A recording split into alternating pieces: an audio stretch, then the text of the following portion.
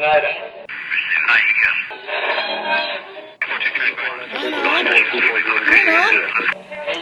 is that you? There, I think I got it.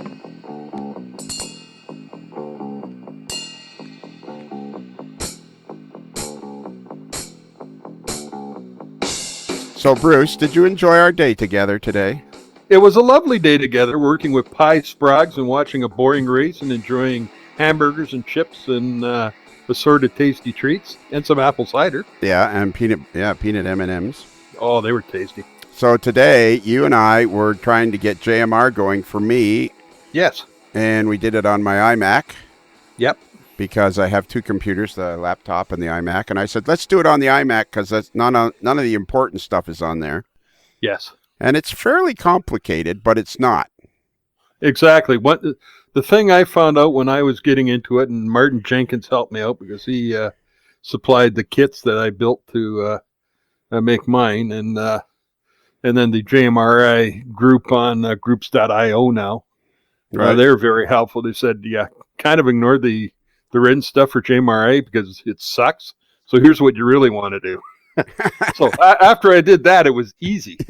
And it was easy. It was easy for us today. We just had some issues because I think your decoders are, say, somewhat vintage. Yes, vintage. I have vintage decoders. Well, we got 2 out of 3 running. Yes, and then we came up with a spectacular idea. Tony, you're gonna love this idea.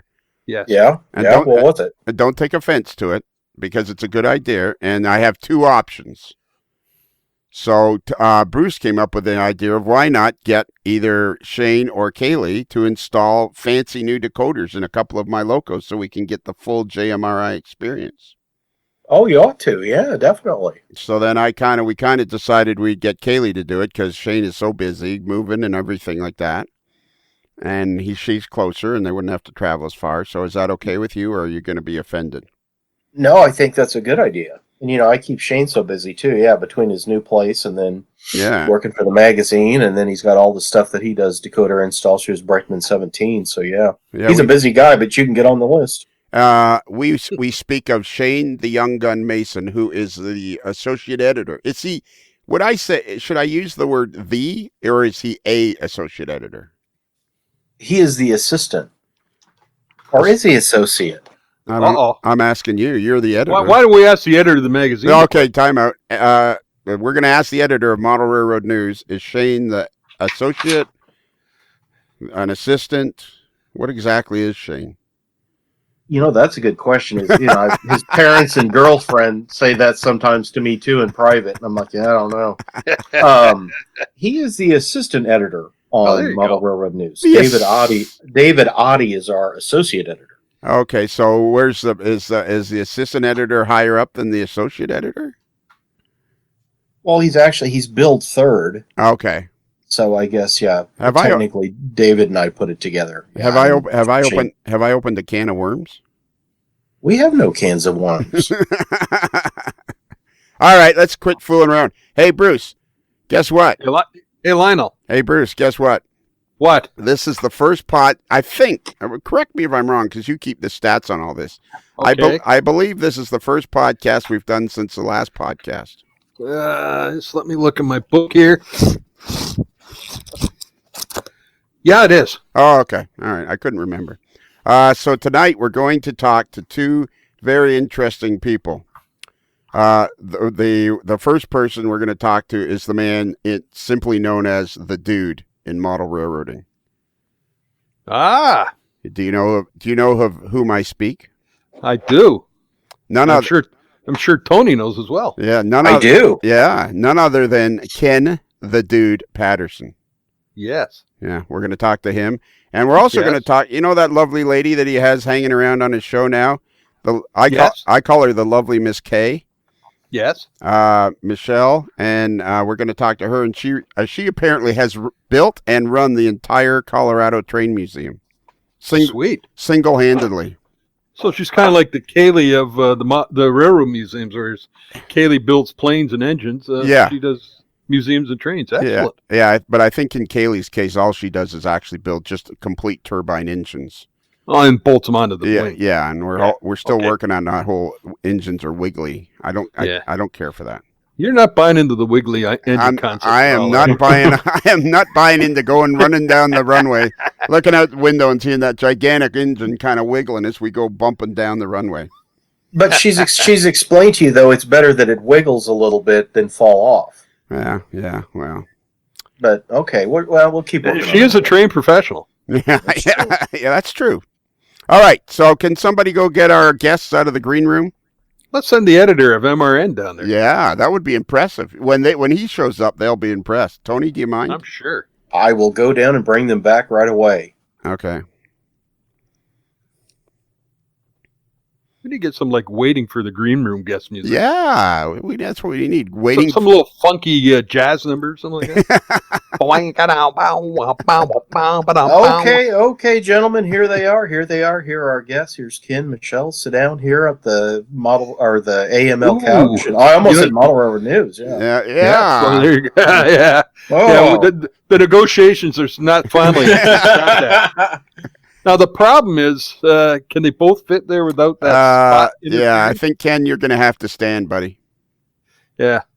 Ken, are you there? We'll get one of those folding chairs out of the broom closet for him. Yeah. Can you stand Ken? Can you stand for an hour and a half? I'm good. Yeah. All right. You just stand there. All right. I love your shoes. I love your shoes.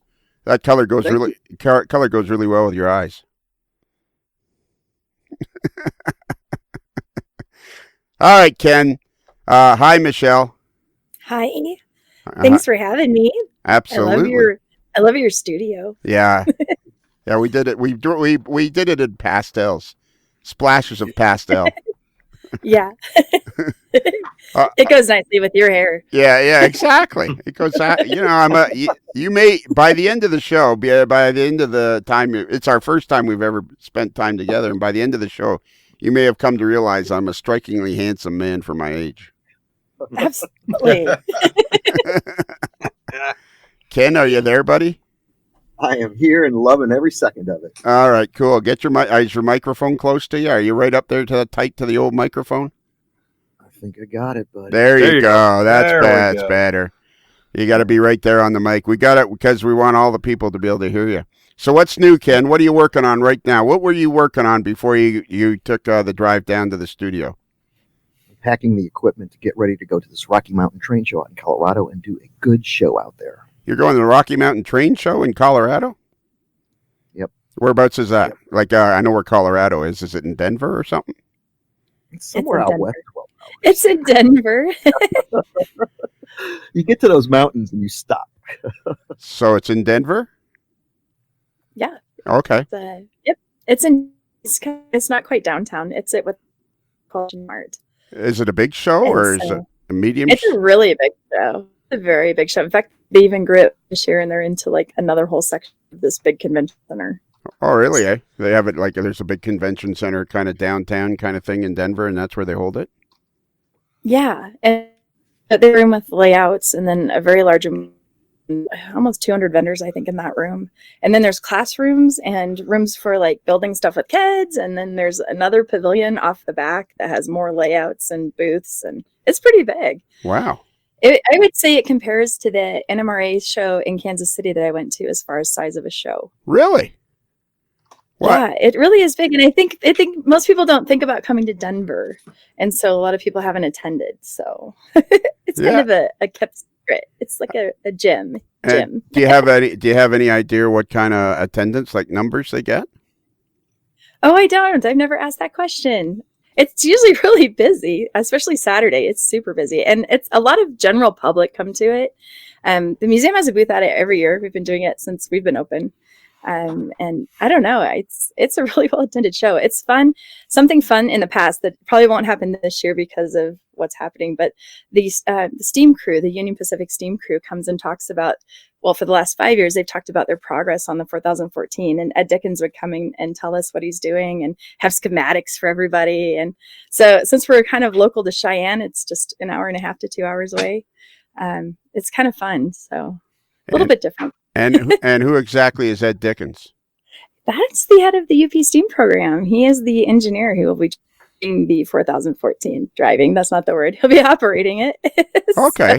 So you're gonna. Yeah. Okay. So I didn't actually. I think I heard that name before. I think he's the guy that replaced Steve Lee. He is. Yeah. Okay. And who was And who was Steve Lee? Explain to the he people. was the guy before Ed Dickens. Ah, okay. Yeah, the obvious answer. Did you say something, Ken? Did you say? Stephen Lee was very respected and very loved by the railroad enthusiasts out there, and he was well recognized as running the Challenger and the 844 and 8444 when they changed the number of it. It was an honor to shake that man's hand, and I'm sure Ed Dickens was exactly the same way. I agree, and they're both extremely nice, and they're lovely people to work with. We just think the world of them, honestly. Really? Okay, that's cool. Yeah.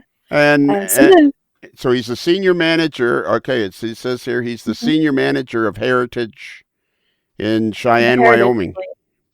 Yeah. Oh, okay. We call it the Steam Crew. They're amazing guys. They're working so hard. I mailed them chocolates for Valentine's Day. Wow. But they're super sweet. Some of the volunteers at the museum volunteer with them, and I actually volunteer on the Union Pacific train when it runs as kind of crew for the local UP office. I do Operation Lifesaver on the train, and so I've been on the Cheyenne Frontier Day train for about 6 years. I love it. I'm in love with the train, with the Heritage Fleet. So I'm a kind of a 1-to-1 rail fan. So well, excellent. And so how long? So you run you work on the train. So is it usually pulled by diesels? Like it's some sort of an excursion train? Oh no, this is called it was called the Cheyenne Frontier Days train, and it was pulled originally by the Challenger until that was replaced with the 844. Right. And there's usually some sort of diesel on with it. This past year they had the 1943 on, which I loved riding behind the 844 in the 1943. I just felt like that was a once in a lifetime dream for me. Right. So, and it goes from Cheyenne to Denver, stays overnight. And that's the Thursday train, which is the UP Dignitary train where they invite their business partners. And that's the one I'm on, and I volunteer for that one. And then the Denver Post would rent the train on the Saturday, and it would go from Denver to Cheyenne. They go to rodeo. They pack the train. They can put 900 people on it. They go to a rodeo. They have a dinner, and then they take them back to Denver. But there's I think there's 3 bars and a hall on that. It is a party train. So how many cars would be on it? How many cars would be on it? There's usually, I think, about 13 or 14 if I listed them out. I'd have to write them all down. But there's a bunch of dumb cars. There's the City of Denver, City of Portland, City of San Francisco, the Challenger, the Columbine, the Katy Flyer, the what's the one in the front? There's a lot of just the regular standard cars too, but all of the cars with the beautiful dining, most of them are on there. My favorite is the City of Denver car. Has a beautiful bar in it and lovely paintings. And the City of Portland has etched glass and lovely round tables. And upstairs, there's this cute little bar at the front of the dome area, and really neat seating. I don't know. I like the kitchens too. The City of Denver has a great kitchen. I like doing dishes in it. And that sounds like fun. I'm probably the only person who'd be like, I love doing dishes on the train. It's so fun. You guys will soon learn at the end of this that I'm really kind of weird, so we're good. Yeah. Well, that's perfect. So tonight we have Michelle on, who loves to do dishes on trains. Yeah. So you're telling me, Michelle, the Union Pacific doesn't have a dishwasher, like an automatic, Maytag or whatever? Well, they do, but we don't have a whole lot to do, so we just kind of do it. It's really fun. I mean, it's so stupid. I'm sorry, I shouldn't. It does sound cool. I would be as opposed to doing dishes in my kitchen. I would love to do them in a UP dining car. Yeah, it's the best dishes I've ever done in my life. Well, yeah, and I wouldn't say that it's stupid. I would say that it's kind of cool. I see where you're going. It's like you're on the train. It's not a daily thing. It's a once a year thing. And it's fun to be involved. It is. It's fun. It brings me joy. Yeah, exactly. So lots of people people all over the world listen to our show, Australia, New Zealand, Britain. There's a guy in Britain, a guy named Peter Borchert. Not the sharpest knife in the drawer. Lovely man. but Oh. he's actually a spy for MI6, and Ooh. he looks like a Does movie. he have an Apple Watch? I don't know. That's a good question. He can probably neither confirm nor deny that. Yeah. He can't confirm or deny anything. But his wife is actually quite well known as a. All right, I know the word is cook. I call her a chef, but she's a cook technically. Anyway, she's quite well known. Wrote many cookbooks that are very popular in Britain. So that's really cool. So I don't know. So I don't know that much about this train. So how long does it take to get from Denver to Cheyenne? 2 hours. And I don't know if you know this, but the steam locomotives have to stop about every 50 miles, and they put grease into the rods. And so where the Colorado Model Railroad Museum sets, we have this lovely crossing right there that's just perfect for the wheel sets of the 844 and soon to be the big boy stopping there. And so they stop right outside the museum. So that's how I've really gotten to know the crew and the train really well. So if I'm not on it, I'm usually outside touching it. So yeah. So if it's there, I'm there. But it stops halfway, so that's why it takes a while to get to Denver. The train can fly. I mean, they can do 80. It's beautiful. Okay. Yeah. It's full bore. It's just there's crossings and they have to do the one stop, and yeah. But it's usually about a little under 2 hours probably each way. Right. So we'll tell people that Denver is kind of just north of the central part of Colorado, and Cheyenne is right just over you across the border into Wyoming, right at the very bottom of the south portion of. By the way, Ken, you can leave if you want. Sorry. I went to the green room. I'm I'll back in be the green quiet. room. You guys can talk to Ken. What did you say, Ken? I'm in the green room eating the snacks right now. Attaboy. There you go. So Bailey is halfway. Where I live is halfway between Denver and Cheyenne, like almost literally and perfectly halfway. Yeah, I see that. Yeah, okay. I'm looking at a map now. Okay. So, all right. So every year they run this thing down, and it's called what is the name of the train again?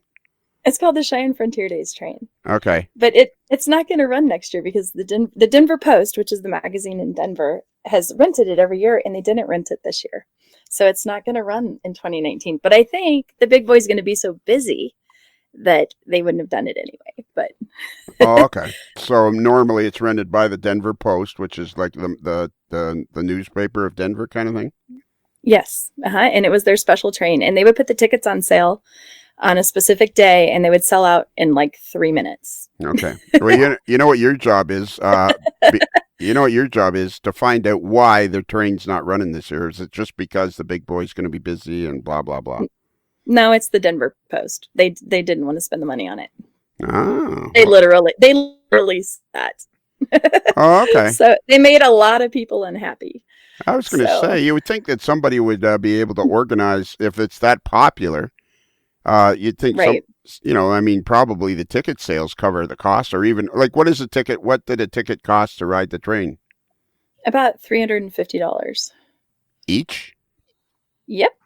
And they would sell out because it's fun. And you get a rodeo. I mean, that's worth $300 right there. Well, exactly.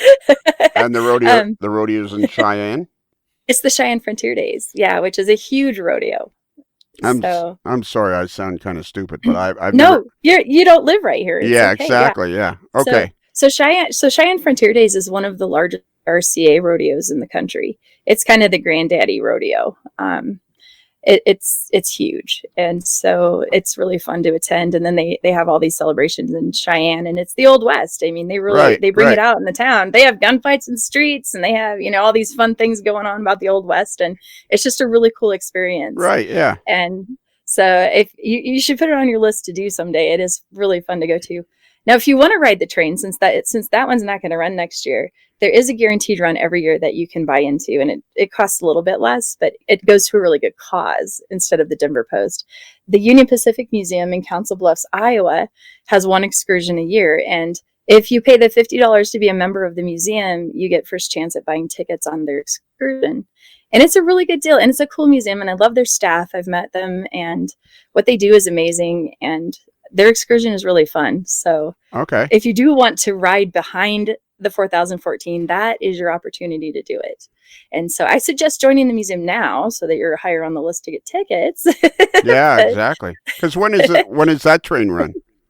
I'm not sure. And they don't know either. The Union Pacific pretty much tells them when it's going to be because they have to work it around all these schedules with the UP on the bigger level. Right. And so, but it will happen. They're promised it every year. It's the fundraiser the Union Pacific does for the museum.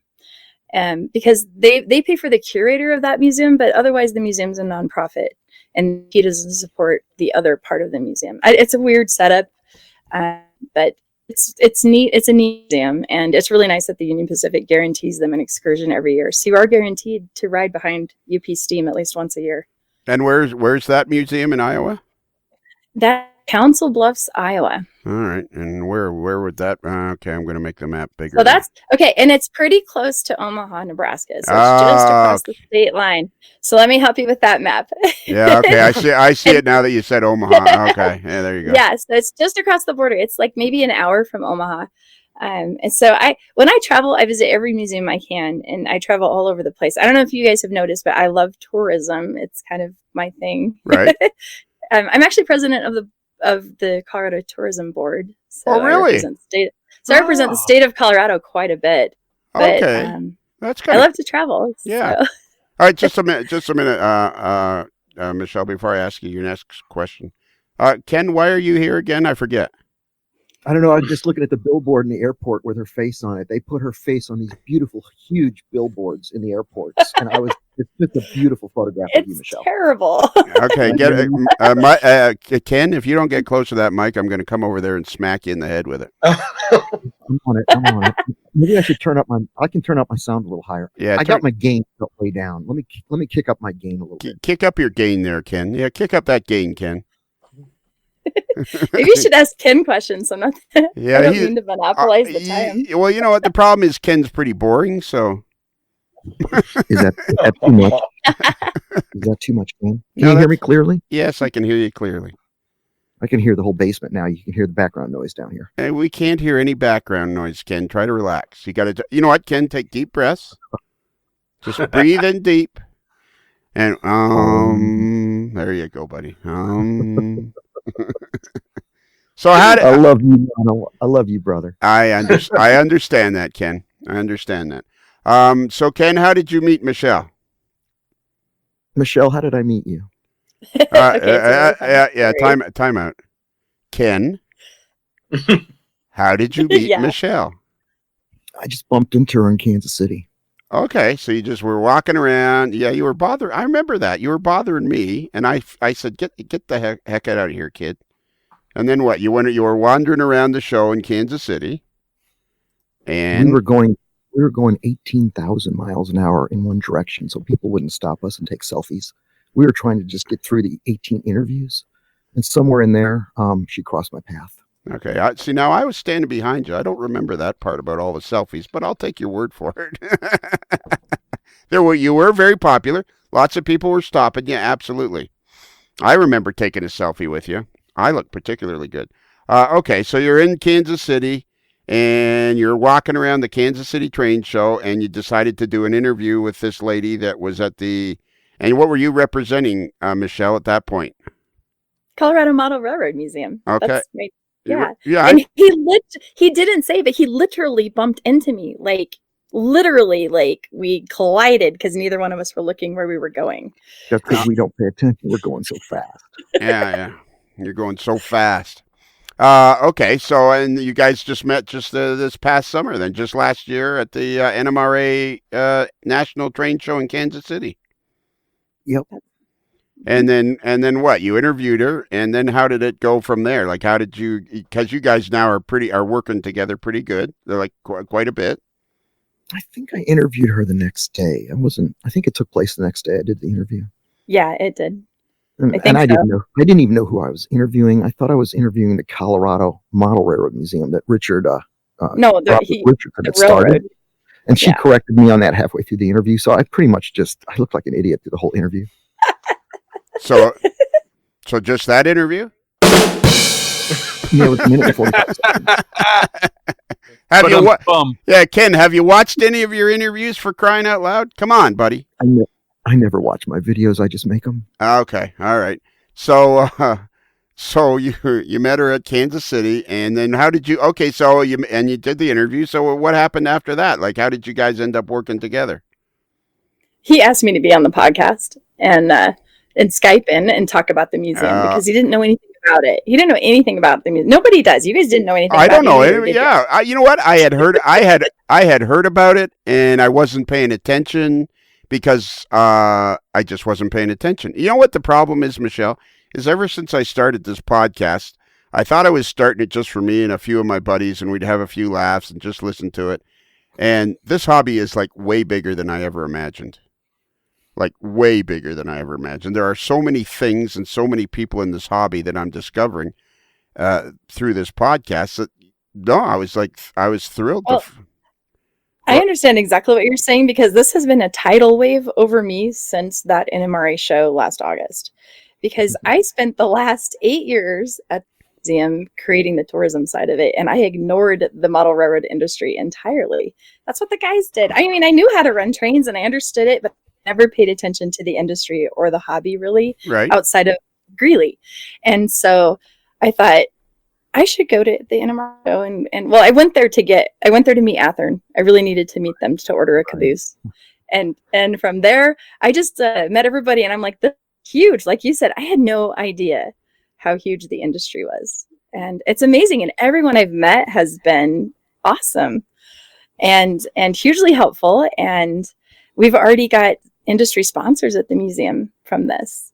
So it's really cool. So do you work for the Denver Tourism Board or do you work for the Greeley Museum? No, I work for the Colorado Model Railroad Museum in Greeley. And a hat that I wear as a volunteer is I'm president of Tour Colorado. Okay. I'm also president of the Greeley's Visit Greeley, which is our local visitors board. And I sit on like 4 other board of directors too. Wow. Yeah, I'm really busy. That's good. I love everything I do. I do. She works all the time, Lionel. This woman works like I do. I mean, around the clock. Yeah, Ken, I don't think anybody works. I think I don't sleep. Michelle doesn't sleep either. I don't think. I just sleep normal hours. When we go out for lunch at the museum, we're so busy talking, we don't even eat our food because we're throwing so many ideas on the table. I guess you've gathered by now from listening that she's full of energy and she's full of knowledge. And when I discovered all these characteristics with her after meeting her in Kansas City, I wanted to do everything I could to bring her in on the show because she would be a breath of fresh air. She represents part of the industry that we model railroaders don't generally pay attention to, and that's the tourism end of things. So she brings a really good balanced spectrum of information and personality to the show that you couldn't invent this. You can't 3D print this, baby. No, you can't 3D print. You cannot 3D print Michelle. So she brings a lot of energy and stuff. So what was the first thing you guys did together? Ken? You mean probably... Let's let Ken answer a couple of questions. I think let's see if Ken can answer. Let's see if Ken can put a couple of sentences together. Okay. It depends on what the definition of is. I mean, what was our first thing we did? I came to Colorado to learn about the museum. I wanted to find out. Well, let's think. I guess I brought her in the first time on a Skype interview, maybe podcast 51. Right. That's probably our first interaction after the meeting and the interview in Kansas City that we did. Right. And 51 was pretty good. I typed 5 pages of show notes where everything was pre-rehearsed so that it would go very smooth, so she would understand our chaotic process in a little bit more of a better way. Right. Well, and we do show notes here, don't we, Tony? Oh, we do, but usually I find them a few days after we've done the show and think, oh, wow. Yeah. We really could have used these. Yeah. When we do our table reading a couple of days after the show. Okay. So you did all kinds of show notes and you had her on Skype. I think I remember that. But before we go on, Ken, has there been one show in particular that was your favorite? Narrow the question. What are you talking about? Was there a show between number 43 and number 45 that was a favorite? I don't know. You have to ask Daniel. I don't even know what's on those shows. Well, then why did I even go on then if you don't even know that I'm there? Are you asking me what's the best show that Michelle has done? No, I'm asking you what the best show you've had. Okay, the answer is show number 44 when I was your guest. Oh, that was fun. I love it when you're online. Oh, God, Okay. you're so much fun. You make the show so easy to produce. Okay, let's try again. Ken, do you remember a particular show that was that you enjoyed the most? No. I didn't. The last one was pretty good. There was so much camaraderie on it. It was beautiful. It was a great feel good. You walked away from your computer smiling, and that's the goal. I watched it on my big screen TV. Okay, were you smiling? When I was on, yeah. Except there was one part where I'm on, and all of a sudden the frame froze, and you left it up there. I looked like a complete goof. Did you do that on purpose? I did not. All right, I'll take your word for it for now. All right, Michelle. So this guy comes and he interviews you, and at first you're thinking, "Boy, is this guy creepy?" And then and so then he has you on your show or on his show on Skype, and then what happened? The very first show, I was so nervous. I was like hanging onto this railing at the museum, and I'm pretty sure my hand was like formed that way all night. And now I'm not nervous anymore because now I realize we're just having fun and it's all good, you know? Exactly. So not nervous anymore. And then I think we decided that I would be on once a month because I can fit that into my schedule because I do travel a lot for personal and work. And so we did one at Christmas, and he did come out at Christmas to see the museum. And I guess it was November, came out just to see what I'm talking about because it's really hard to understand the Colorado Model Railroad Museum without visiting it. In fact, I even had a university group, like I had the College of Business in our local university come and say, I said, how do I put this place on paper? And they couldn't do it. They literally told me they struggled to give you the feel of what it is. Right. And so Ken came out, and you can ask him what he thought of it, I guess. What did you think of it? What did you think of it, Ken? You know how it is when you think you know everything and you find out you don't. Yeah, I haven't. Reality. It was a reality check for me. I could not believe the amount of work that it took to build that. All of it, the building, all of the artifacts, the layout. I can't even get my head around maintaining something that big. The whole thing is just overwhelming, but it's beautiful. Yeah. And how big is it? Do we know? Do we have dimensions? I give you the details. It's 5,500 square feet. It has a single track mainline that's 22.5 scale miles long. It has 80 scale miles of track on it when you count sidings, yards, and other track. All is connected. There's nothing disconnected. We operate it with a dispatcher, prototypically. There's 28,000 trees on it. It took 34,000 man hours to build it. That's our best guess because they didn't record all of them. Over 5 years of pretty much full-time work on it. And how long has it been? How long has it been there? Our 10th anniversary is May. He completed it in May of 2009. So 10 years. But the first couple of years, it was just truly volunteer run, and it was just local people coming in and seeing it. And so when I came along as a volunteer, because my daughter and I fell in love with it, after about a year, I graduated from college. I was a single mom at the time. Okay. So I was putting myself through college and working too, and our lives were crazy. And so we were at the museum, and my daughter said, this is the coolest. When your 7-year-old says she wants to volunteer somewhere because it's the coolest place ever, you say yeah to that. And I loved it too. And so it was our place of peace and calm and joy in our extremely hectic lives. And so we looked forward to going there every weekend. Right. And so Dave said to me, he said, we're open on Saturdays and we're doing this with volunteers. I really think that we could sustain it and make it a tourist attraction. I'm going to donate it. It's going to be a nonprofit. Will you run it? Will you help me make it something? And he took a chance on me. And I think it's been a good one. Yeah. That's my computer. Sorry. Okay. So I love what I do. So who is Dave? Okay, so it was designed and built by Dave Trussell. You said earlier that I built it. I did not build it. I made one tree though. Of the 28,000 trees, I replaced one with the one I made. No, Dave Trussell has been a longtime model railroader. He used to have a layout called the Denver Greeley and Tahoe, and he did win the national NMRA. And through the 90s, he traveled all over the country with that layout. had ships on it that you could put in water, and they were remote controlled. They were to scale. It's a beautiful layout. You can see it in Cheyenne, Wyoming, if you want to see it. It's at the mall in Cheyenne today. Right. Because the Sherman Hill Model Railroad Club, Dave gave it to them, and they have it now. So it was his lifelong dream to build the ultimate model railroads. I'm sure that you guys will know Lynn Westcott wrote a book called 101 Track Plans. Yes. So there's an article in there, and I'm not sure if it's the back page or if it's near the back, and it says, if I had $1 million, I could build the ultimate model railroad. Yep. So he tore it out, carried it with him, and he was a newspaper publisher. So he owned 32 publications around the country. One of them was the Fence Post, and the Fence Post is a Midwest regional farm magazine that goes from like North Dakota to Texas, kind of Midwest there. Right. And he would be ad, and he would plan out a week-long trip, and he'd say, I'm going to be in Oklahoma at these cafes in these towns on these, bring your stuff, I'll buy it. Bring your railroad and your model railroad stuff. And he kind of horse traded Lionel mainly, and he raised his $1 million over his lifetime. It was like a personal challenge too, to do it. And so he designed 12 track plans, and he chose plan number 7, and he built it in Greeley because that's where he was living when he retired. So it's kind of a weird, long story, but it's a great story. And so it was his personal challenge to do it, and he did it. He had the faith to complete it.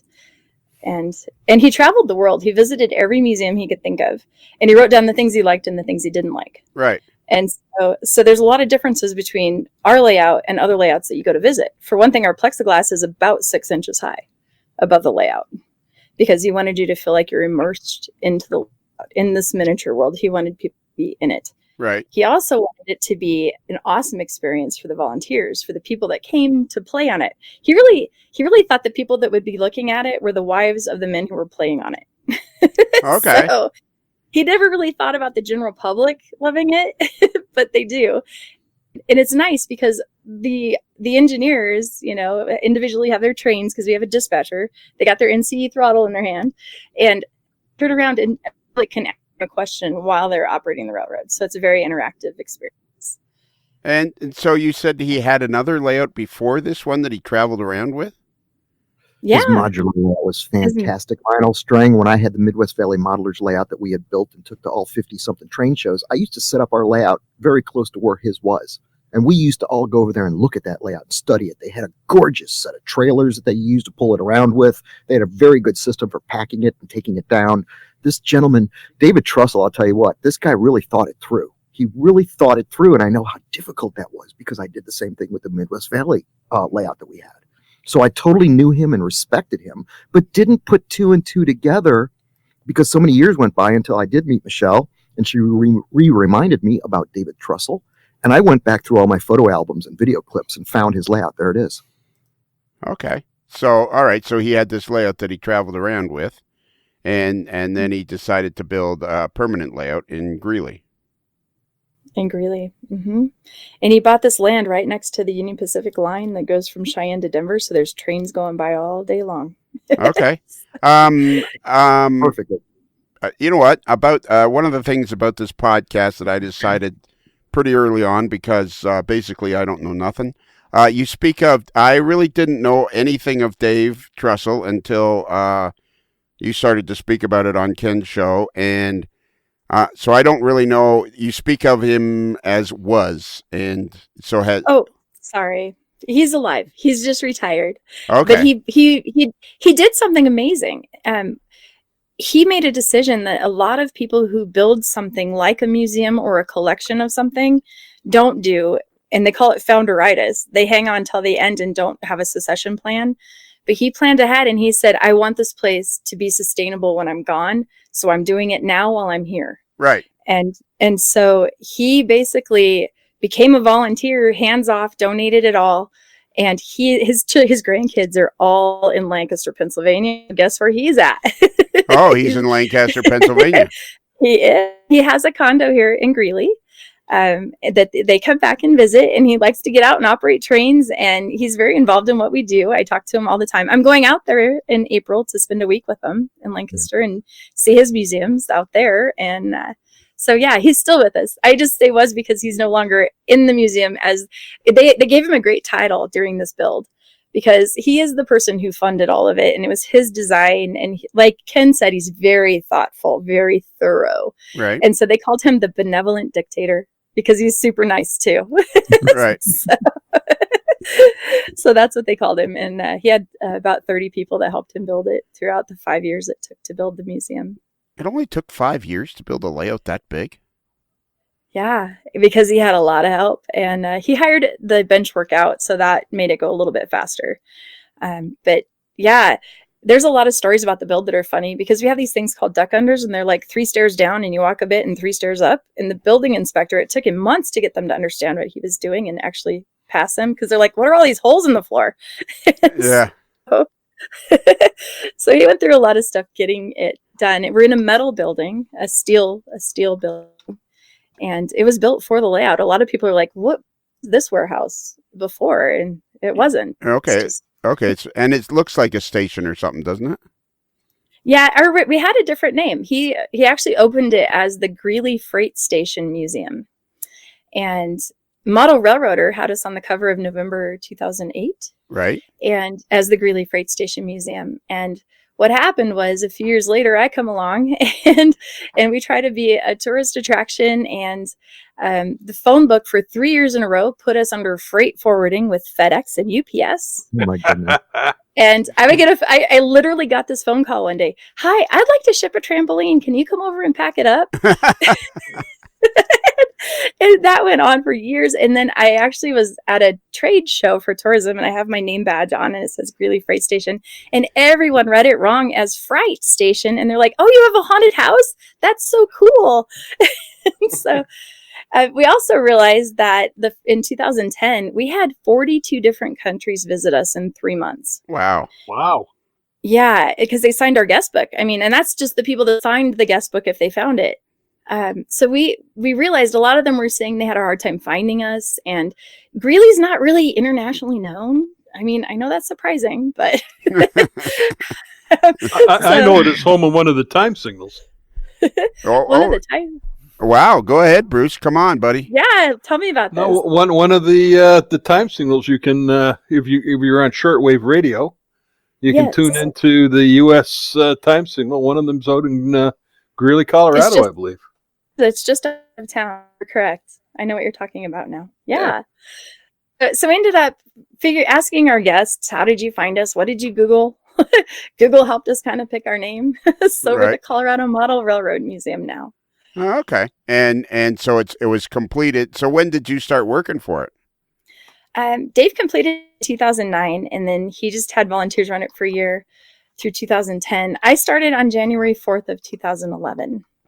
Okay. And as an employee. As an employee. And does it have any other employees, or? We do now. We have a staff of 5 ladies. Wow. Yeah. Some of them only work 3 hours a week, but it's good. There's 2 of us that are 30 hours a week, and then the other 3 are all just like 10, 6, and 3. So. And is there some sort of a board that runs it or something? Yep. Because we're a 501c3, we have a board of directors, and I have an amazing board of directors, and that's really, I could attribute success to my board. They're amazing people, and they work really hard. So my board president is a retired U.S. Major General in the Air Force, and so he helped me write my strategic plan, which was amazing. So. And so, how did you make out with a trampoline? How long did it take you to pack that up? Oh God, it was so hard to get it to fold. You know, it's like those little tent things. You had to twist it around, and it just folded right up eventually. I think she finally threw it out on the main line. They took care of the rest. Yeah, I just had it out there. They picked it up. It was good. All right, Ken. So tell me about this Rocky Mountain train show that you're going to, because you're packing up all kinds of gear. So what is it? Why are you packing up gear just to go out there? This is going to be a practice run for when we do an NMRA National, and we want to command the stage and actually broadcast out to a few hundred people in the show at one time. Chris Palomares went to this show last year, and we did talk about it on last year's podcast, where he had 60 people walk up to him and recognize him from being on the show at the time. And he was flabbergasted by that. And so he said, you've got to be at the show. And then Michelle and I were sitting down here after she spent 5 days here. So after she got, you spend time with me, you're going to get into my night schedule. So we're down here editing video for about 4 hours. And we started think tanking about this Rocky Mountain Train show. And it was like, you know what? Get the guy on the phone right now. And I think it was 1:45 in the morning. We called up, we called him up on the phone. I don't think he went back to sleep after that. And we finalized the deal. We cemented it. We said, let's just pack up the truck and do this. Let's just do this. So, and what is it you're doing? I think we're going to film a podcast out there, but I think we're going to break it up into segments. But at the same time, I think we can hold the stage for a couple of hours, introducing the new products and interviewing some of the manufacturers that are set up out there. There's a slew of manufacturers out there, Lionel. This is a pretty big show. This is equal to an NMRA show. Okay. So would it be equal to Train Fest? I would say it's just like Train Fest. It's Colorado's Train Fest. That's what this is. This is Colorado's Train Fest. Okay. And at TCA, it's said in it, isn't it, Michelle, TCA? It is. It's run by TCA. TCA is? I don't like acronyms, guys. Sorry. Train Collectors Association. They're O-Scalers. Okay. So it's Train Collectors Association, a show. And it's not just O-Scale. It's all scales, obviously. No, it's all scales, yeah. And they've just historically always done this show in Denver, and it's just grown and grown. Right. Yeah.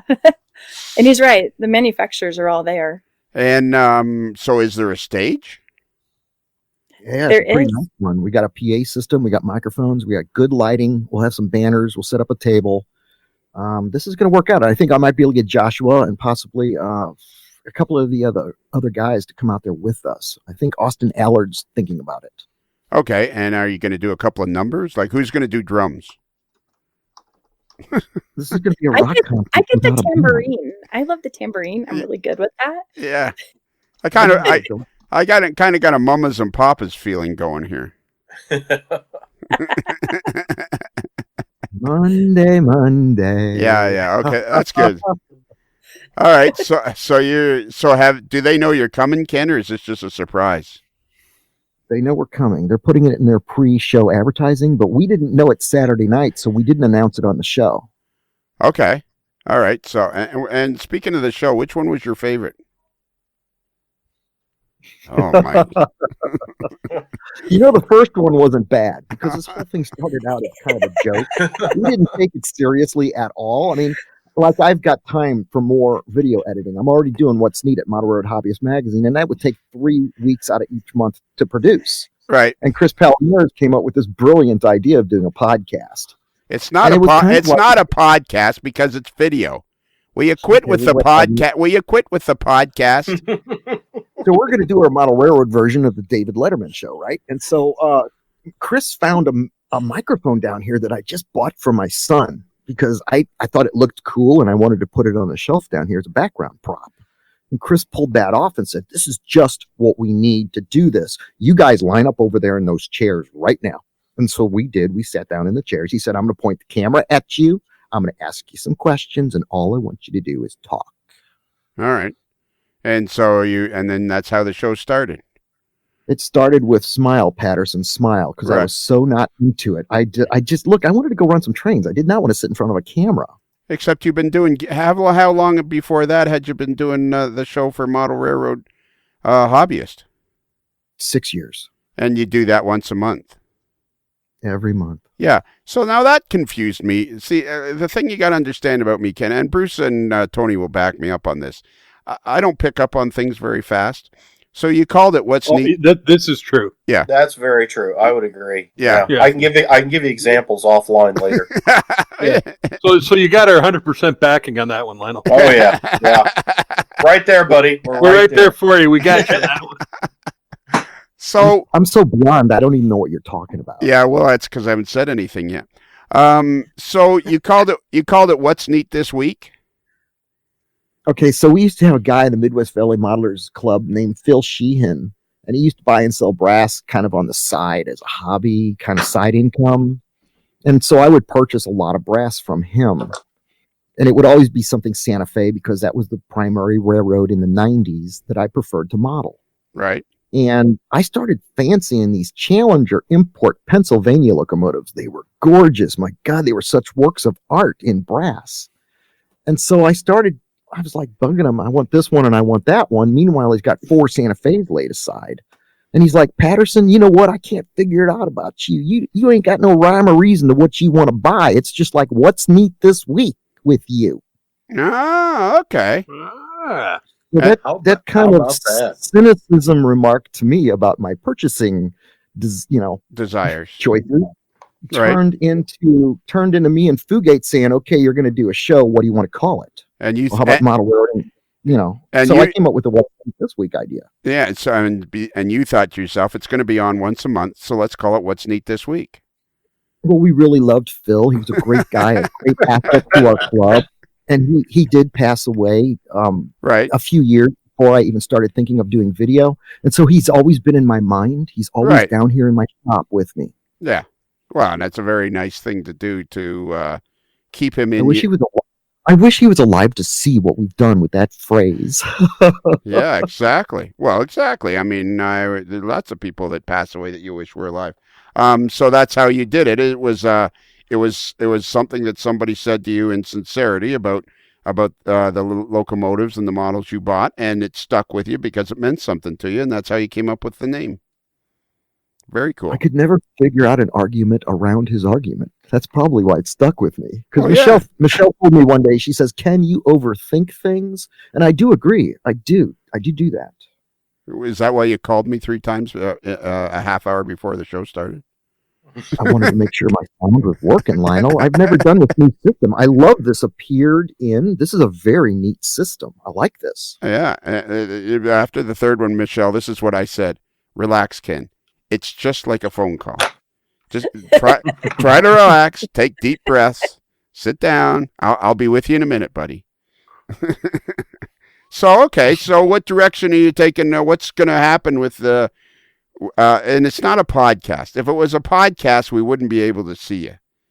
I'm very annoyed that when we got into that, James Wright had the thing about handing out the awards, and he said your favorite podcast.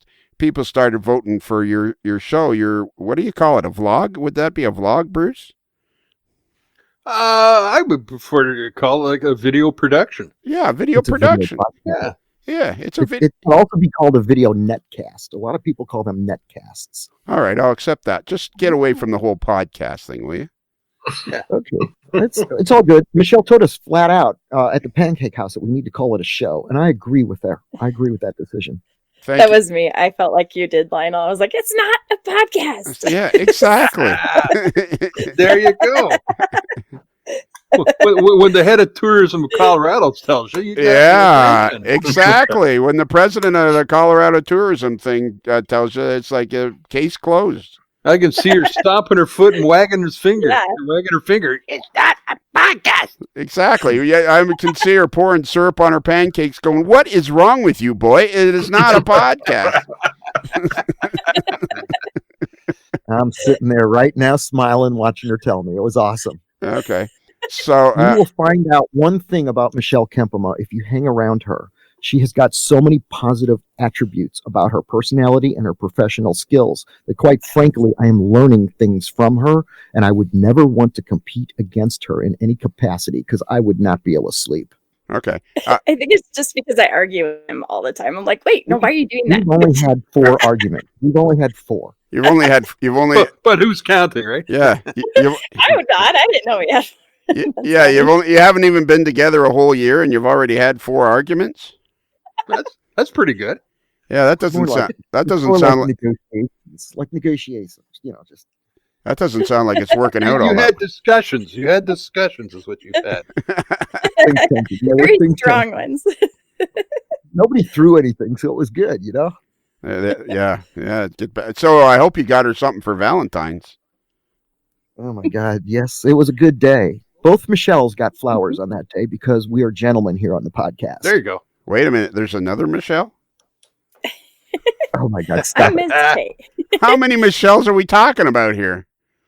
Is it like 2 Michelles, no waiting? Yeah, there you go. now they're stealing stuff from our podcast. Yeah, right. Exactly. Yeah. They've heard us say 2 Bruces, no waiting, and now they're taking... Oh, come on. I want to say to Michelle, thank you so much for encouraging Michelle to be on the podcast. You're thank welcome. you for that. Thank you. For that. You guys don't know this, but Ken's wife is an amazing person. Right. I instantly loved her. She's just so fun. I had so much fun hanging out with her and getting to know her. And so I was like, be on the show with me. So we're a team.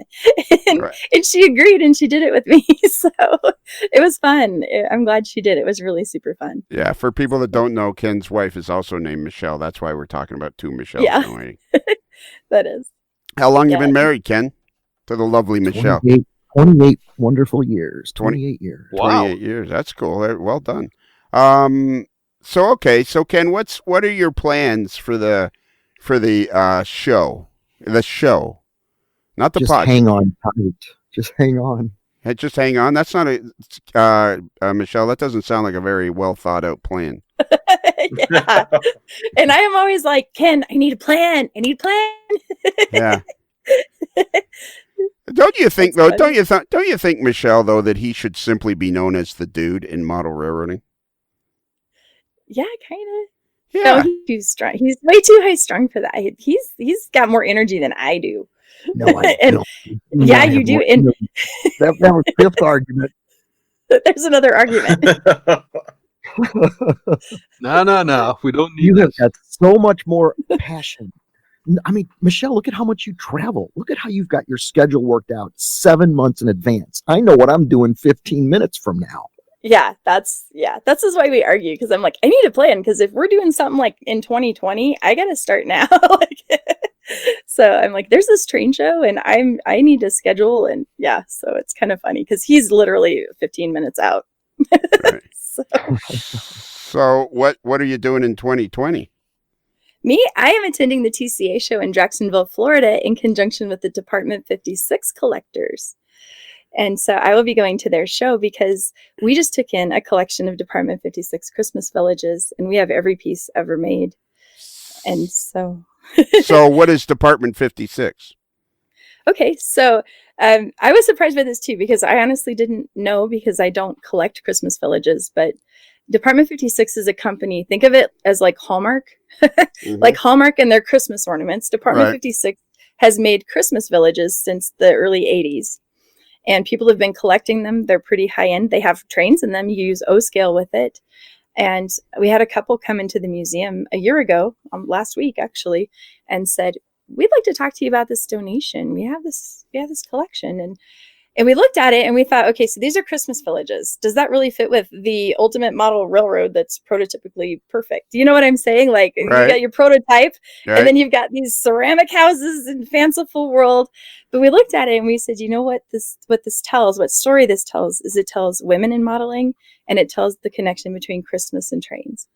And so the board decided that it's a perfect fit for a model railroad museum, because it tells the other kinds of modeling. And honestly, since we've had this collection, we debuted it at Christmas last year, and people have just loved it. And it's brought us a lot of joy. And I don't know, I haven't told you our mission statement, but when we wrote the mission statement for the museum, like almost 10 years ago now, it's to use model railroading to educate, inspire, and bring joy to all ages. That's our mission. Okay. And I believe in the joy part the most. It's because that's where my heart is. It's what it brings to me is joy. And so I was just like, oh my gosh, this is about joy, and this is Christmas joy, and it fits so perfect with what we do. That's what we need. That's what we need so is that in another part of the museum then? Well, yeah. So we purchased a warehouse to the south of us that was an old Burlington Northern warehouse. And we have 3 shipping containers in there with over 600 of the 2-foot long banker boxes of Department 56 Christmas villages. We have over 1,300 houses and over like 5,000 accessories. It's amazing and it's beautiful. But we have a little case that we built. I designed a case, and this is the first layout I've ever built. Right. It is absolutely beautiful. Can you see the B-roll right now? God, those blue lights. You painted the backdrop all by yourself. You sent me the Facebook pictures. We all saw you with paint all over your face. You are a modeler. And that's the one thing that I do want to expose, and I've tried to do that on the podcast. Michelle has a great knowledge. On the what? No. On the show. There you go. On the show. Michelle has a great knowledge of her industry and the museum side of things. But what she takes for granted and she doesn't realize and she acts like she doesn't know is she's quite frankly a very good modeler. Okay. Well, I think okay, so I've come to the realization. I'm always telling Ken, I'm like, you're wrong. I can't do straight lines. But for over 20 years, I've owned my own art business, my own craft business. Right. It's called Colorado Craftworks. I have a website I haven't updated in like 10 years if you want to look at it. But okay. But I make things. I love to create, and I paint and I sew, and I do all sorts of like putting things together, and I make Christmas stuff and spring stuff and things for your garden and whatever comes out of my brain. And so it's funny because at the museum sometimes, like Steve Palmer says, I need some rope I need some like thread that would look awesome as rope on this tugboat. And I'm like, oh, I have just the thing. So I go home in my craft room and bring him what he needs. and it's interesting that I've found where a lot of the stuff I use in crafts, I use chalks. I've painted with chalks before. Well, guess what? That's what you weather with. And so I'm learning that I actually do have skills I didn't know I had. Right. and they cross over. So it's been a journey for me for sure, connecting them, but I'm having fun doing it. Do you ever use pan pastels? I actually have pan pastels because I do. Isn't that hilarious? I mean, I seriously do. And I have every kind of acrylic paint you can think of. I love Ceramcoat is my favorite brand.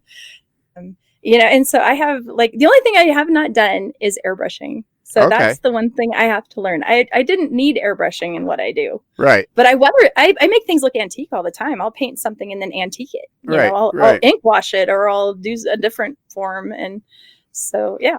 So Ken, let's get back to what's the future hold for your show? Well, it's interesting because it ties into what Michelle just said. When she was here, she saw me airbrush that building, that 5 and dime, that Benson kit from Authors. 5 and dime. And what we did was we did a model railroad, sort of a build off. It wasn't a competition. It was more or less an expose to see how 5 different groups of people would build the same kit in 2.5 hours and what the outcome would be. And we're putting together teams with very talented people and a few novices. And the results were very eye-opening because they all came out beautiful. They all came out totally different. But Michelle took one of those kits home with her. So she's going to build her version next. Okay. Yeah. I'm excited. And that's it for the next year? That's the entire future of the show? No, what this does is it shows us another way to produce another type of video content. Not a show, not a podcast, not a 7-part how-to at Model Railroad Hobbyist Magazine video over there. This is something where there's more suspense, more of a desire to watch it to see what happens next. Does Daniel and Alan Oster get into a fight when they're building the kit? No, they worked it out. They were peaceful. I couldn't believe it. I was hoping for some drama. I didn't get that. But there was drama at the same time because the chainsaw came out and all the dirt and all the paint started to fly around the studio in 4 different locations at the same time. There was a lot of energy down here. Then we would pull them away from their model about an hour into it, sit them in front of a wall and a microphone, and kind of ask them, how's it going? What direction are you taking with this kit? So it's going to be a very interesting edit. I've got about 9 hours of material that has come from that 2.5 hours of recording that I need to go through, figure out how to present it. But this is going to be a pilot for some new format to present something on the internet or go for mainstream, cable. Or you're going to try to go for mainstream cable? I can produce a show like this every 2 weeks. Okay. What we did, I could produce one of those every 2 weeks. Now, when are you going to do that? You barely can keep up. You can barely keep up with what you're doing now. When are you going to do that? I will do it. Well, how? Come on. I just get it done, man. I just make things work. There's no such thing as no. There's no such thing as it cannot be done. Let's try everything because we're not dead yet. Let's try everything we can. But see, and that's why we need to. We need a mission statement for you. We need some sort of direction. We need to harness the power known as Ken. We just want to promote the best hobby in the world and make people smile every day. That makes me feel good when I hit my pillow. I love that. And it's free. It doesn't cost you anything to make folks smile. I mean, we're presenting what is otherwise their favorite pastime in their regular, normal life. Okay. So we try to provide them an escape, a smile, a positive moment, something that they look at and they're like, oh, I'm going to go work on my layout now. then that means we win. If we make them grin, we win. I love that. If we make them grin, we win. That's beautiful. Did you write that?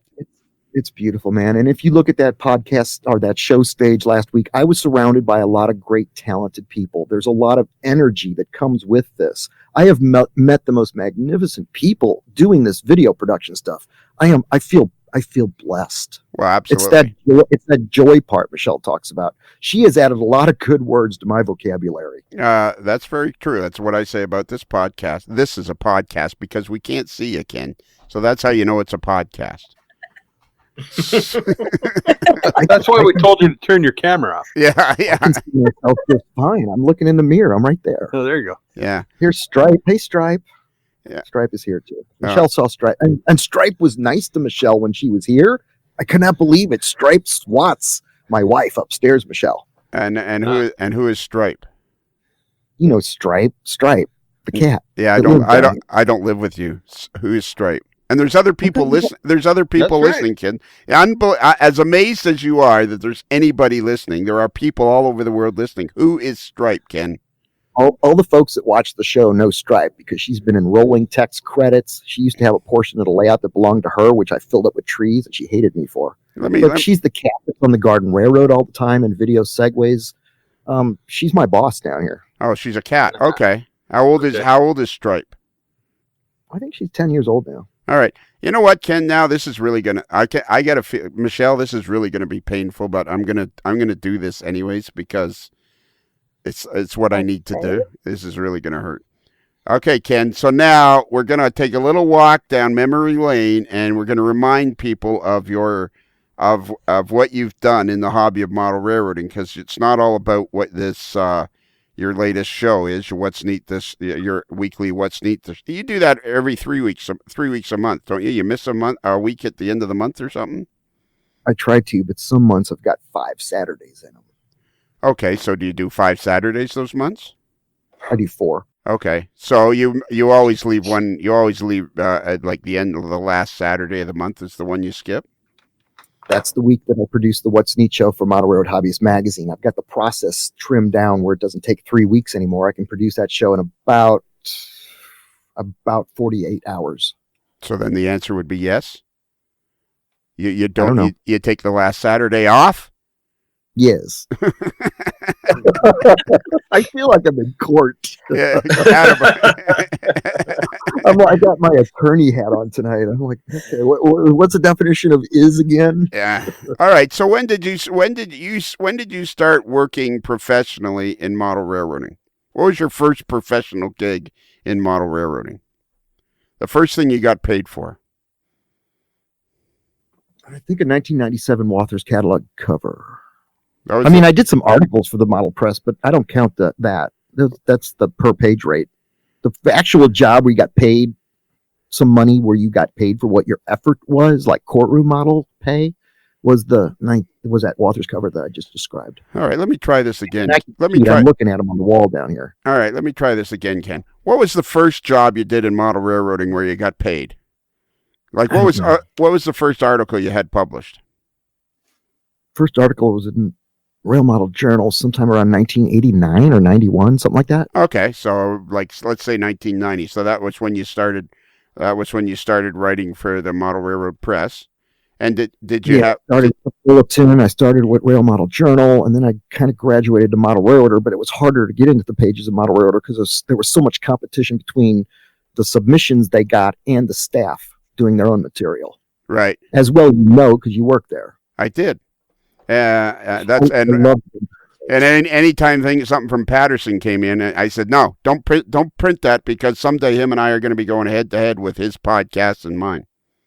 In the early days, what'd you call it? What did you just call that one? I wanted to see if you guys are paying attention. Okay. Are. Okay, so all right. So then after that, you did some articles, and then your first cover for Walther's, because you were like the cover man. You were like the cover boy for Walther's for years, were you not? I've had 13 of theirs in G scale, N scale, HO scale. Right. So overall, you've had a total of 13 covers for Walther's catalog. Correct. And how did you manage to find that gig? Like, did you just call them up on the phone? Did they track you down? How did that happen? Oh man, let me think about that for a minute. Oh my God, I do remember that. I had a conversation with Lance Burton up there at the time. And I was like, you know what? The Walthers catalog is like it. If I get that cover, there's nothing else after that. Right. And he thought that was a cool comment. So he must have talked to John Sanheim, who was then the director of marketing. And the next thing you know, they called me up and said, would you do it for us? Fly up here and talk to us about it. Right. And so that was the first cover you did. We did a 3-part fold out. We did a Santa Fe location where it was the same location in the same town, Santa Fe, 3 different photographs, 30 years apart on each era. So you saw the old grain elevators get torn down, the new ones get built. You saw the old single-story station get built into a double station, or was that reverse? I think it was a 2-story station and they cut the top off as time went by. So then it was a single-story station. And we told a story through the 3 photographs. We walked you along this time period with 3 photographs. And it was very well thought out, very well studied. John Heitzman at American Model Builders, thank you very much. He cut all the buildings for me for that project. All right. And so, and you had done some work in courtroom modeling or something previous to that? Yeah, the BNSF lawyers went down to the Great American Train Store down in Union Station and got my name. Okay, and what year would that have been? I don't even remember. That had to be 20 years ago. Okay, so it was after you... I'm just trying to piece together, because you've had a long and storied career in model railroading and working professionally in model railroading, and I'm interested in that, in the timeline, and I'm sure lots of other people are. So after you started doing the model railroading, that's when the courtroom modeling started to come into play. All that stuff all happened at the same time in the early 90s. It really did. It really springboarded through the 2000s, where, I mean, it was just, I would go to the hobby store and look on the wall and count my covers. Did I have the wall covered that month, or did I only have 2? Okay. I mean, and I'm not trying to be stuck up in my describing this. You know, this is not a big accomplishment. I'm not a millionaire. This is a hobby, and this is art, and this is my form of art. And so I'm a painter painting with my camera, building these scenes. But I discovered there was a marketability value to the industry, to the art that we do. And so I was in the real estate business, buying and selling houses at the time. And I really wanted to find a way to wedge myself into the model railroad industry because I enjoyed it more. And if I'm going to live the rest of my life doing something, why not try to do something you like? Plus, it also allowed me to not be on the road all day long buying buildings. So that meant that my wife and I could have children and not raise them in a kinder care. I could stay home full time. She could be home, quit her job. I could make money, and we could raise our kids together. And I got to watch them grow up every single minute of their lives. And I love that. That is worth more than the best picture on the wall. Oh, for sure. Absolutely. You're very passionate about that, obviously. So that was when I made that career change. I decided to change my life to something I wanted to do. If I had the talent, why not meet the people in the industry and see if they would pay a working wage? Right, exactly, absolutely. And so then you did a whole bunch of Walthers. What was this layout that you said, this traveling layout that you had? This is a Midwest Valley Modelers layout. It essentially was the boat that I never bought. I mean, it was a 35-foot long by 9.5-foot wide layout. I got together a few private individuals with some cash, and we built it in 3 months and did 50 shows with it. I had to do taxes on that because we got paid all the money from the magazines for the photographs. Okay. So yeah, well, of course you have to do taxes if you get paid. Absolutely. Well, all the shows we would set up for would pay us to set up at them. Oh yeah. So I negotiated with these people. I negotiated with them. I didn't want first place. I wanted money. Right. Okay. So you negotiated to get paid. You are a shrewd businessman, Ken Patterson. Yeah, just doing my job. Just doing your job. Just getting through the day. It's the best job in the world. I cannot believe every day I can't wait to wake up, and at night I don't want to go to sleep. I just want to keep doing what we're doing because this video thing has changed my life. I never met that many people at a show with magazine covers. You got 175 magazine covers, 400 articles, over 2,500 ads in the model press over the years. But if you look at it, one person would walk up and ask you to sign a magazine. maybe at a show. Video is so different. The recognizability factor, the fact that your personality comes through on video as opposed to a still photograph and some text on a piece of paper. It has really brought home who the modelers are that I'm trying to share my talents with. And it's amazing because I get to meet them at the NMRA show. I got to hug so many people that walked up to me. I mean, I wouldn't just shake their hand. I'd bear hug them and thank them. And it was just awesome. It's so awesome, guys. Yeah. Yeah. Yeah. And look at what I met. Look at Joshua Barton. What a magnificent person. Look at Michelle. What an incredible person on the show that I've met. I am the luckiest guy in the world. Yeah, absolutely. Apparently I didn't make any kind of an impression on you, but that's okay. I understand. I've been telling you I love you for over 2 years on the show, Lionel. That is true. That is true. Yeah, it's true. And how many covers did you have? 170. Something like that. What are you doing with the microphone? Why it's like 1 minute you got it in your mouth, and then Michelle, I can hear every word she says. Why can you not operate the microphone? I'm in a rocking chair. Well, then tape the mic to the rocking chair so it moves with you. Yeah, or sit still. Yes. I have very bad microphone discipline. I mean, on the show, I'm trying to keep it centered all the time because I'm moving around so much. Yeah, well, stop moving. You need to get a headset. Yeah. Or you're going to get, or I need to come down there and give you a rap in the head is what I need to do. That too. Anytime, brother, come on down. Well, no, because you can't remember that 44 was your best show. Well, you can remind them of that when you go visit. Oh, okay. So Lionel Strang's show is number 44. There you go. Attaboy. You asked me what the best video is I've made this year, and I will tell you it was a 2-camera edit. Now, Michelle described everything to us in the earlier hour of this show, where she talked about David Trussell's effort at the museum, and everything she said, I studied the history of that, and I made that video for December Model Road Hobbyist Magazine 2018, What's Neat, about the museum. I loved putting together that edit. It was really neat because as I studied it and I learned it and I wrote it on a piece of paper and I started watching the video clips fall together, I watched his story take place before my eyes.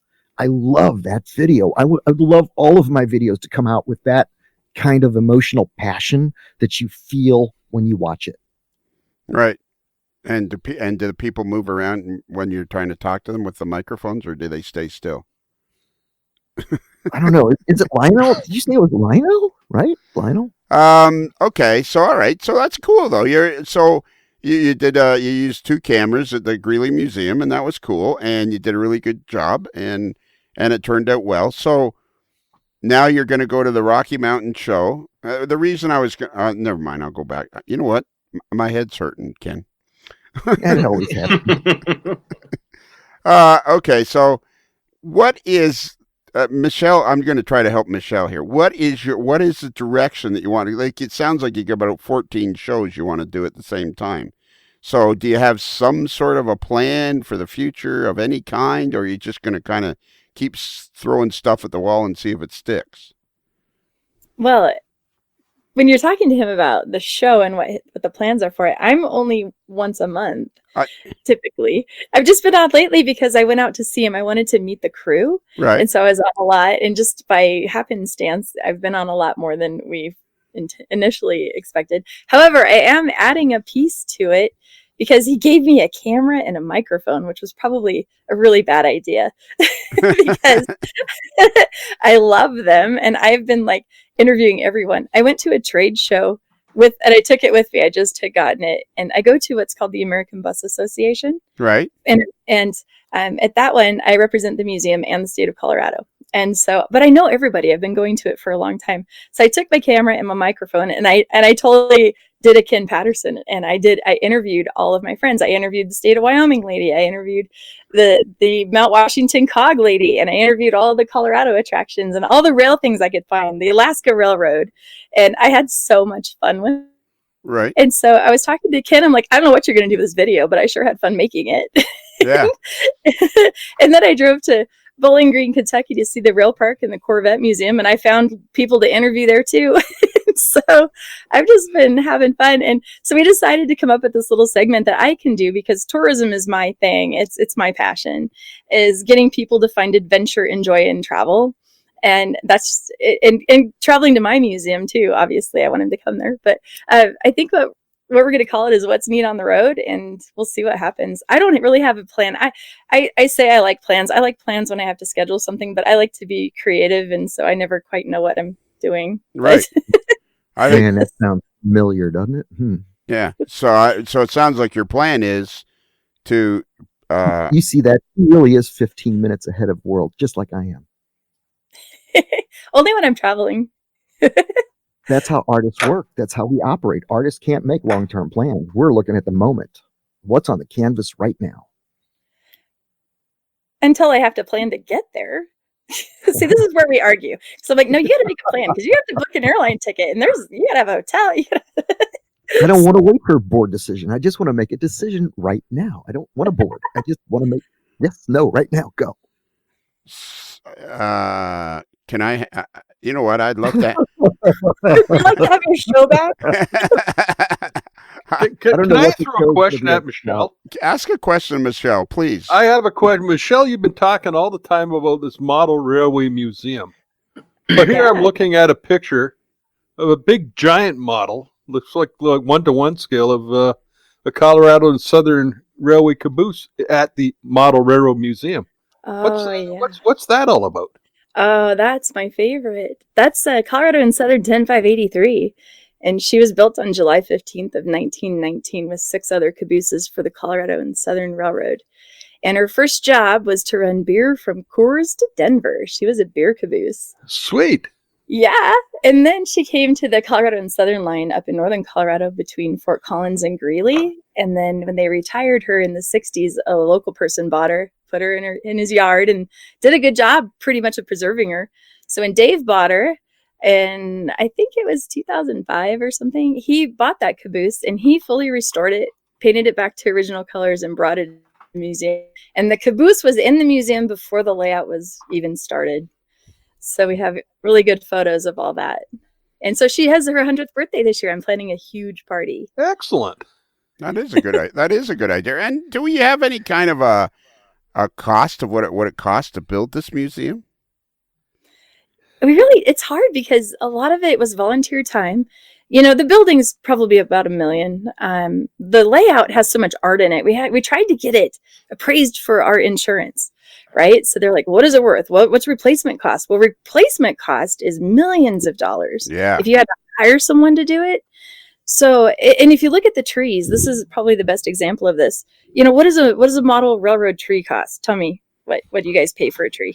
Well, it depends what you're doing with it. Yeah, it depends if you make. Go ahead. Right. So what would you pay for a tree? Like, what's the going rate of a tree?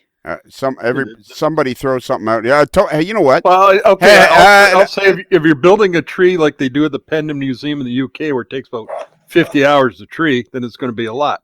You know what? If you're putting something together like Scenic Express or something like that, it'll be less. But I'd say an average tree is probably $10 to $20. You know what? I just had an idea. What's that? If we knew a guy that was the editor of a magazine that was exclusively about model railroad products. Oh yeah, we could ask him, because I bet he would know. But Shane's not on the call. So hang on. Oh, wait a minute. Tony, do you have any idea what a tree costs? I would suggest something like, the Walther's Scene Master sets. You can get a package of 10 for about $20. There you go. A basic way, there and Woodland Scenics, Bachman, a lot of folks make those. But yeah, so a couple bucks a tree, I would allocate if I was budgeting, I suppose. Okay. There you go. There we go. So Dave was looking at his layout plan that would include about 30,000 trees. And he's like, that's going to be really expensive. So he came up with a way to make his own trees. And every tree on that layout is handmade to save costs, because they came out at like 50 cents a tree. So right. He did things like that. The molds to make the mountains, all of our rock work came from molds that he made himself. because he walked across the tracks to Kaiser Coal and said, hey, give me your biggest lump of coal. And he gave him one that was about 2 feet long and a foot wide and a foot tall, like this big old piece of coal. And he carved a surface and made a mold, and he just kept carving until he had like a baseball sized piece of coal. And so he did a lot of things that made it possible on a smaller budget. Right. But to replace it, it's irreplaceable.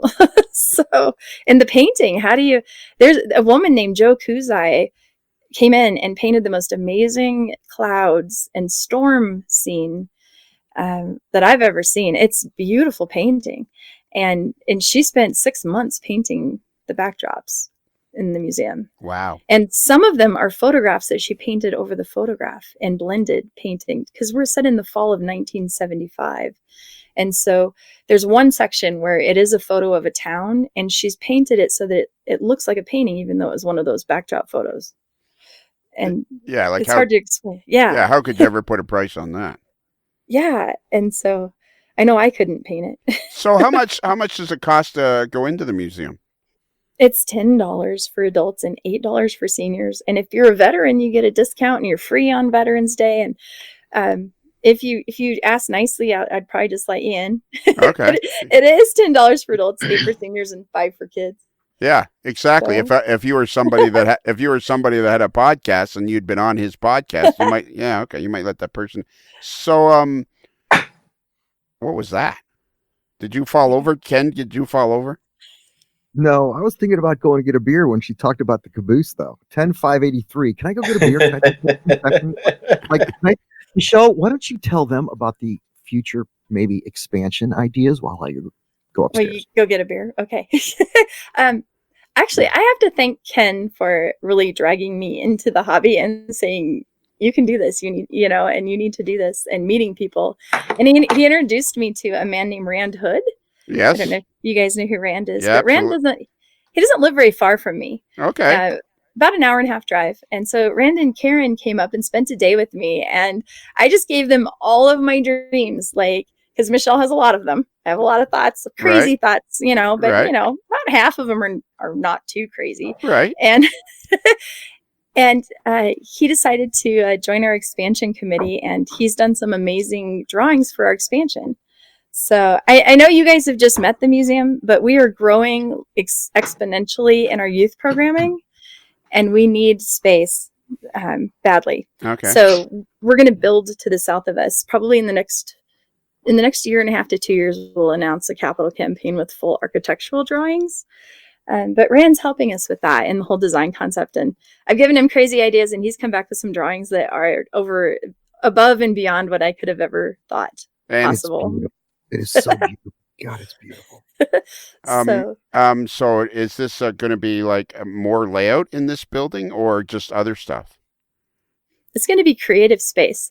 It's going to be educational spaces. I want a guest to come in and make a tree. I mean, our point is modeling. It's the hobby. So how do we connect people to it? Because I would tell you that 80% or higher even of our visitors are general public families, 3 generations together, right. Young families. And so they're learning about the hobby in our building. So we are their first connection to that. So how do we get them to be hands-on? And we did an experiment 2 years ago. We're like, we need to work with kids. Called up the school down the street, this innovation. We said, hey, we're a train museum. We're down the street. We'd like to do something. You guys want to make some layouts or something? Yeah. And they said, yeah. So we actually taught every day for an hour for 12 weeks. Wow. Yeah. We built those Woodland Scenics, the big modules. Yep. And we built 8 of those with kids between 1st grade and 8th grade. Excellent. And we had so much fun. And so then we did it over the summer with 2 different Boys and Girls Clubs. Do you know what a Boys and Girls Club is? It's like a kind of a, and so wait a minute. That's although you're in Canada. Yeah. You're in Canada. I didn't know if you had that particular nonprofit there. We have electricity. We have electricity and everything. Yeah. I grew up in Windsor, so I know all that from Detroit. And besides, earlier I did indicate that I don't know anything. So that's Sure. All right. So let me ask you 2 more questions, and then we're going to wrap this up. So, How many people do you think you get through there a year?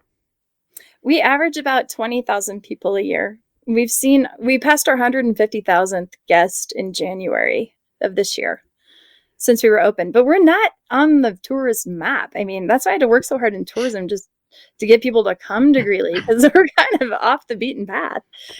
So we average about 20,000 people, but we're only open Friday, Saturday, and Sunday. Okay. All right. So now I'm going to ask my big question that I ask everybody, and I have my own personal opinions about this. And anybody that's a regular listener to the show knows what my personal opinions about this. Now, Ken, are you still with us? Yes. Attaboy.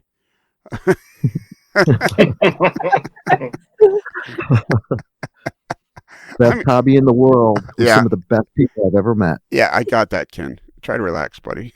It just keeps going through my head. Why does your microphone keep modulating in and out? Why can't you sit still? I am sitting still. I don't know why. I'm using a 10T1 right now. All right. You know what? I'm going to come down there and just slap you. One day I'm going to walk into your basement and just slap you and then walk away again. So one of my things that I've discovered from this, pretty much the same as you, Michelle, is ever since I started the podcast, like I said, and pretty much the same as you. This is an interesting topic with the two of you because, as Ken described, when he was so prolific in the model railroad press, he would go to shows, but he wouldn't get nearly the recognition that he gets ever since he started doing his video shows. And I found the same thing with the podcast. Now, we don't have any videos because I'm actually not a particularly good looking man. But what I think the hobby's growing like crazy. I think that social media is going to make this hobby explode, and we're all going to be covered in model railroad goo. Okay, so I agree with you. We worked with 2,300 kids last year. That's how many children we touched through the museum, and they loved it. And we have kids coming back to us wanting to do more. In fact, it's really funny. They said, we want to do Lego robotics with you, even if it's not trains, and then we'll do trains after that too. And we just want to build stuff. And it was really cool to hear kids just say, we want to build stuff. And they're out there and they are ready. And I will tell you that the little girls love this hobby, and they finally have the accessibility to it, I think, that they didn't have in the past. Yes, because of social media.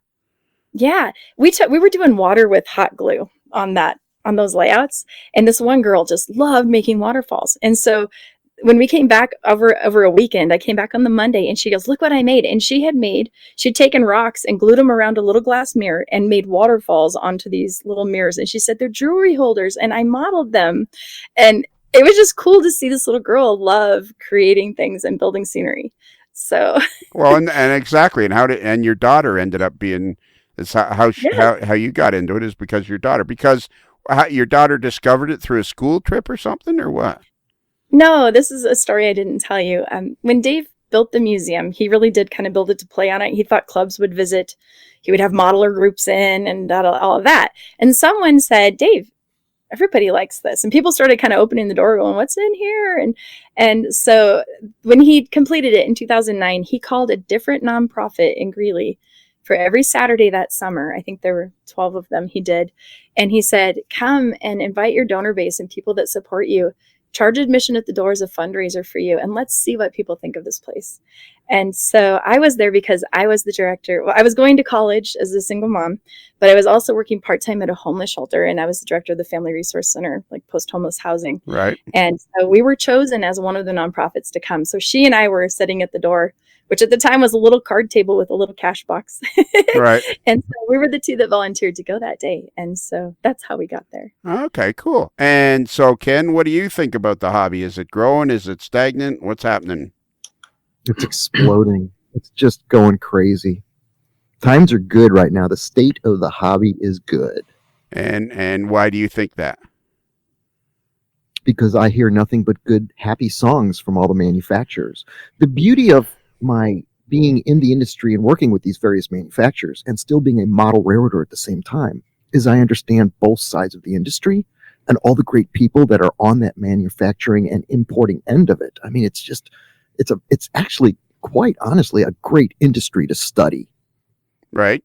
And so your feeling of being in it over the last pretty much 30 years, you've been being paid one way or another for the last 30 years. You just get this feeling of positivity from the way things are today.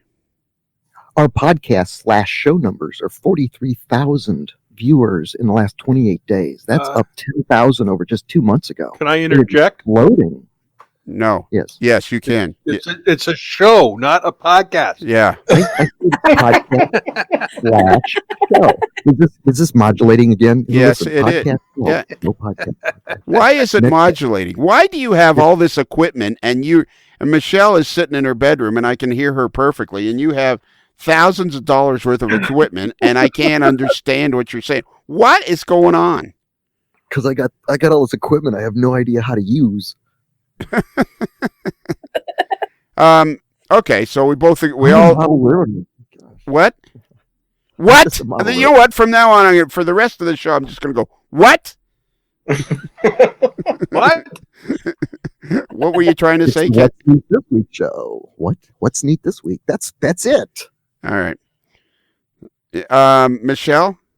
So here's what I got to tell the two of you. Michelle, you are extremely good at presenting yourself and extremely good at being on the podcast, and I would love to have you back on again. Do you think that would be possible? I would love to be back. I've had a blast with you guys. You're funny. Yeah. And Ken, are you there? I'm here. Yeah. Try not to let the door hit you on the way out, okay? Oh. That's right, folks. He's here all week. Oh boy. All right, you guys. So, okay, do we have websites that anybody can visit? And let's plug where. So, what's your website, Michelle? Our website is cmrm.org for Colorado Model Railroad Museum. Okay, so it's CMRM, Colorado Railroad Museum. Model Railroad. Colorado Model Railroad Museum. .org. Yep, and do you know what the .org stands for? Because we're a nonprofit. No, because you're because you're organized. Oh yeah. That's good to realize. That's Is there a mess in here? That no. That's just you know what? That was a joke from our one of our Shane, the Young Gun Mason. He was the one that came up with that. We got to Tony. We got to get him back on here. Yeah, well, it has been a while. He and I interviewed Chris from Athern recently, but yeah, we've not just had a talk with Shane in a bit. Yeah. Okay. All right, Ken. How do people find your show? It's on the Ken Patterson YouTube site. We also have a Facebook page, What's Neat This Week, which I'm sure there's plenty of links to the videos on that. Be sure to subscribe. And God, thank you everybody that participates with sending us the material, the beautiful models that we've seen from around the world. It is so wonderful.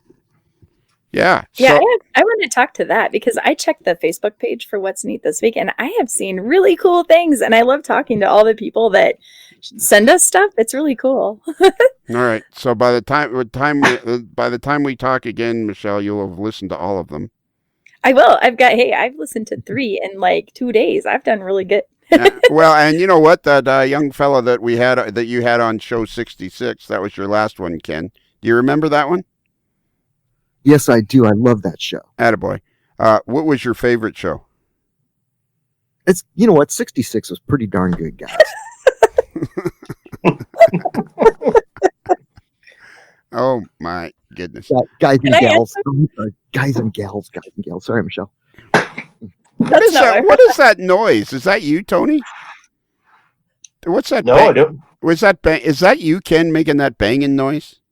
No, I'm not even rocking anymore. All right, it's all right. Somebody, is that you? Is that you, Bruce? Not me. Somebody's making noise. Not me either.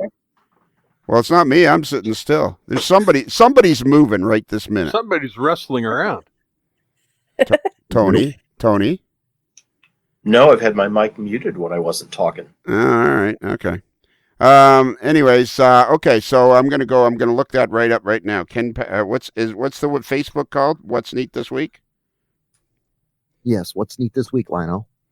I have no idea, Ken. Why don't you tell me? So Hey, Lionel, I've seen what's neat this week. Have you? Yeah, number 44.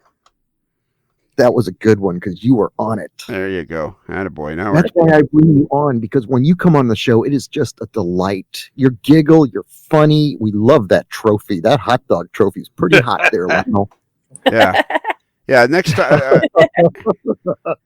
Just so we're clear, Ken. Yes. If you're ever describing me to anybody, don't include the word giggle. Which Michelle?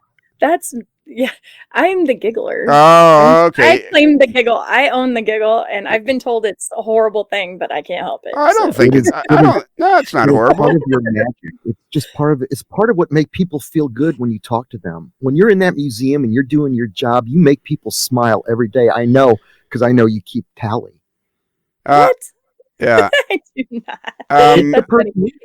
She's got a great personality. Lionel. She knows the hobby. Ken, I mean, enough. Okay, Stop. Yeah, enough. Okay, Yeah, so, Ken, enough, buddy. Lionel. Yes. So Lionel, Walker Embry, who was on Show 60s, he mentioned he was moving to Oregon. Yeah. He was on the show with us. He came by the museum yesterday. Oh, did he? And it was so fun. So you'll have to ask him, because he is listening to your podcast the entire way. Yes. Yes, he sent me a message. Yeah, I know. He sent me a message about that. I thought it was so cool. So I told him when he gets himself all settled, we're going to have him on the show.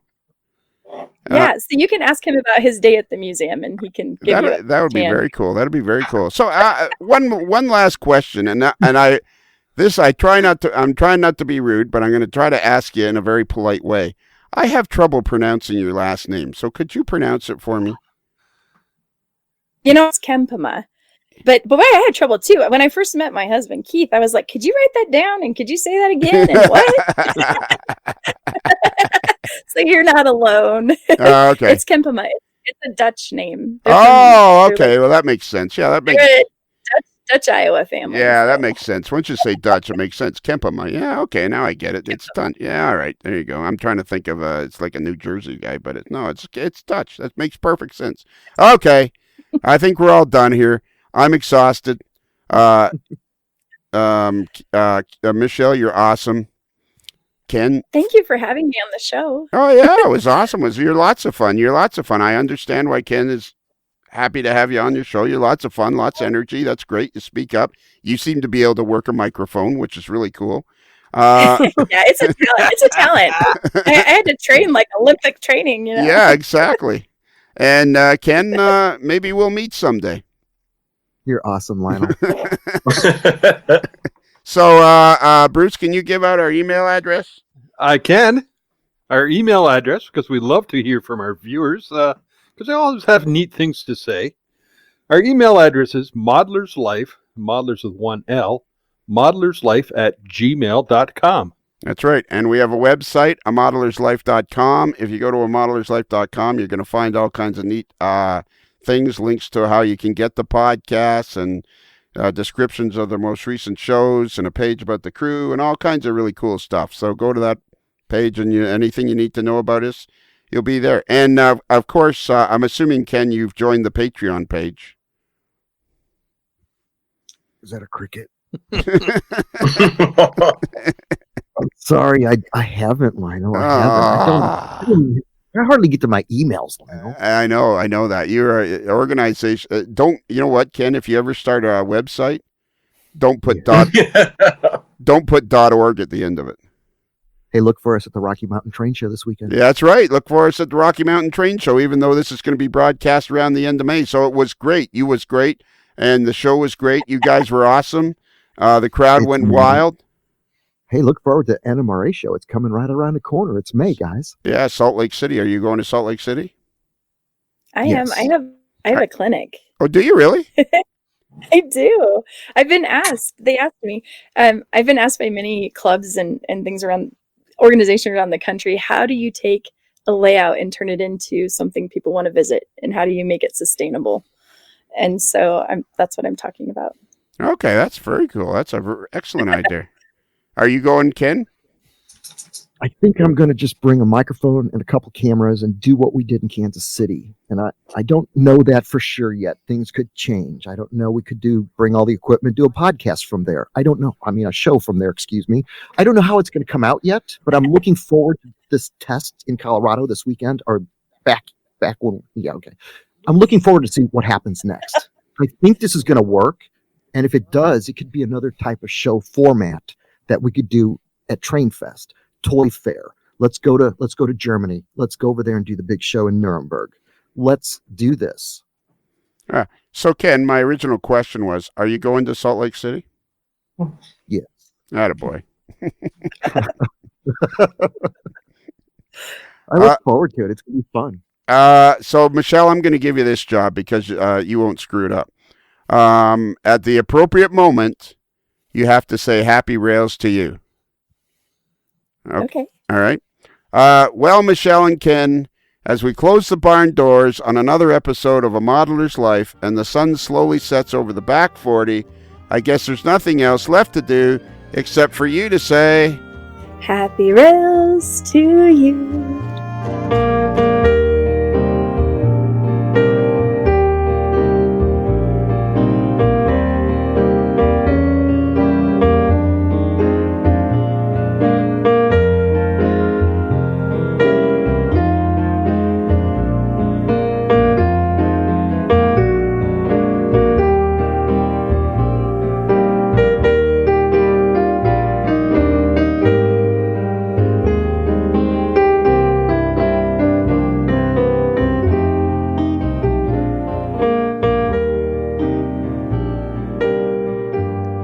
Mr. Strang's wardrobe provided by The Dashing Camper. For all your fashion and tent repair needs, trust The Dashing Camper.